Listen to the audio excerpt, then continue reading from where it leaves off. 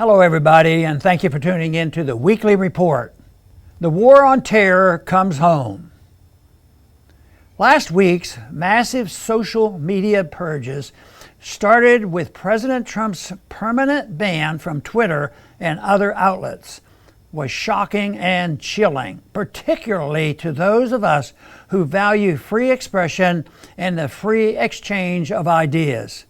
The justifications given for the silencing of wide swaths of public opinion made no sense, and the process was anything but transparent.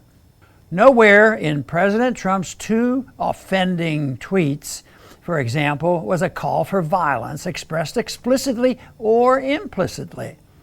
It was a classic example of sentence first, verdict later. Many Americans viewed this assault on social media accounts as a liberal or Democrat attack on conservatives and Republicans. But they are missing the point. The narrowing of allowable opinion in the virtual public square is no conspiracy against conservatives. As progressives like Glenn Greenwald have pointed out, this is a wider assault on any opinion that veers from the acceptable parameters of the mainstream elite, which is made up of both Democrats and Republicans. Yes, this is partly an attempt to erase the Trump movement from the pages of history, but it is also an attempt to silence any criticism of the emerging political consensus in the coming Biden era that may come from progressives or anti-war circles. After all, a look at Biden's incoming experts shows that they will be the same failed neoconservative interventionists who gave us weekly kill lists, endless drone attacks, and coups overseas, and even U.S. government killing of American citizens abroad. Progressives who complain about this back to the future foreign policy are also sure to find their voices silenced. Those who continue to argue that the social media companies are purely private ventures acting independent of U.S. government interests are ignoring reality.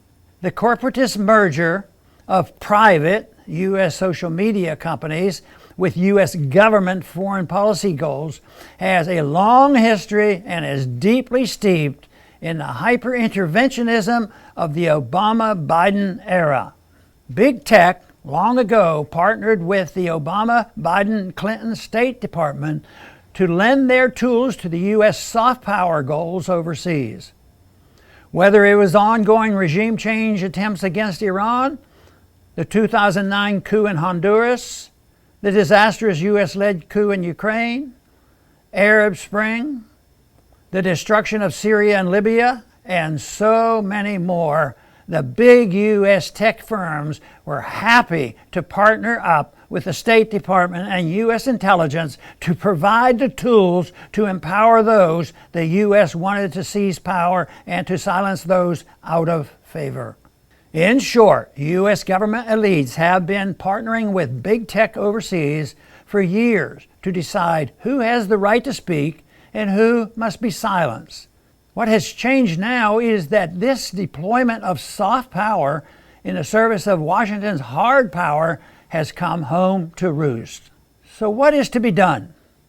Even pro-free speech alternative social media outlets are under attack from the big tech government leviathan. There are no easy solutions, but we must think back to the dissidents in the era of Soviet tyranny. They had no internet. They had no social media. They had no ability to communicate with thousands and millions of like-minded freedom lovers. Yet they used incredible creativity in the face of incredible adversity to continue pushing their ideas. Because no army, not even big tech partnered with big government, can stop an idea whose time has come. And liberty is that idea. We must move forward with creativity and confidence. Thanks for listening.